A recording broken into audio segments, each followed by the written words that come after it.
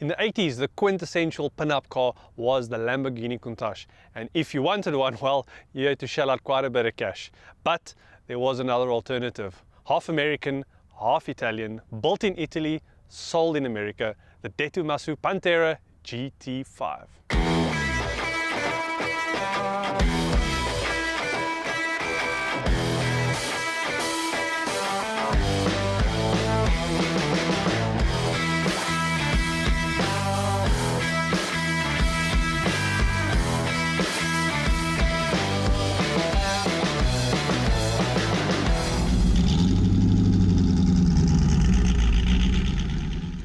This is it, the 1982 DSTV Pantera GT5, pegged as the affordable exotic for those looking for an exotic at the time of release.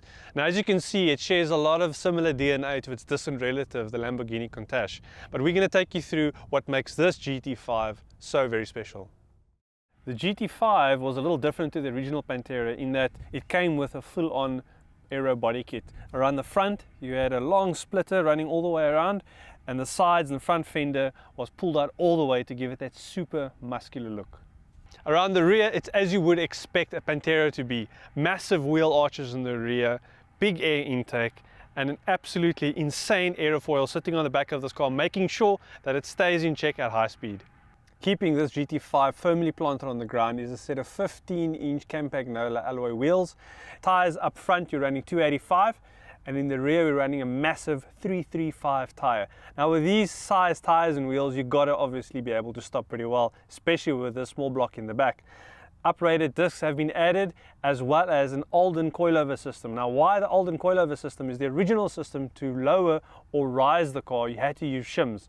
And this has been changed now to a more upgraded suspension setup, so you can adjust everything from dampening, ride out and rebound right off the bat. So this is probably the scene you're going to look at most if you try and keep up with this Pantera, and all you're going to see are these massive 4 exhaust pipes sticking out the rear, and man, doesn't it sound good.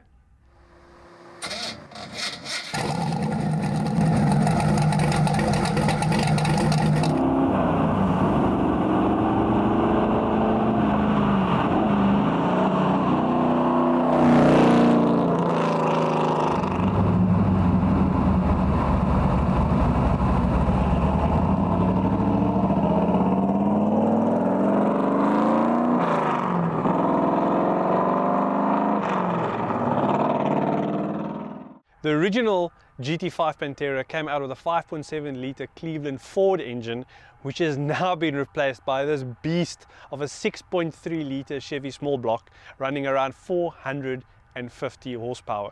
And if you look a little closer, you're going to notice something else from another car, the GT40. And yes, the transaxle gearbox at the back, that's where it comes from. The interior of this Pantera has been left pretty much unchanged, with just a few subtle improvements to the original design. All the original gauges is still as is. Only main differences has been the steering wheel change and then the aftermarket bucket seats. Just make it a lot more comfortable than it did come from the factory. And my favorite piece in this entire interior is that gated shift. It just does not get any better than that. Now I know what all the Pantera fans out there are saying. The GT5 had side sills. This one doesn't. It's not a GT5. Trust me, it is. The side sills have been taken off to give this GT5 a completely unique look. And I gotta be honest, I think it's super sexy. This GT5 has been a 2-year labor of love restore. And I gotta be honest, it is probably the most beautiful GT5 out there.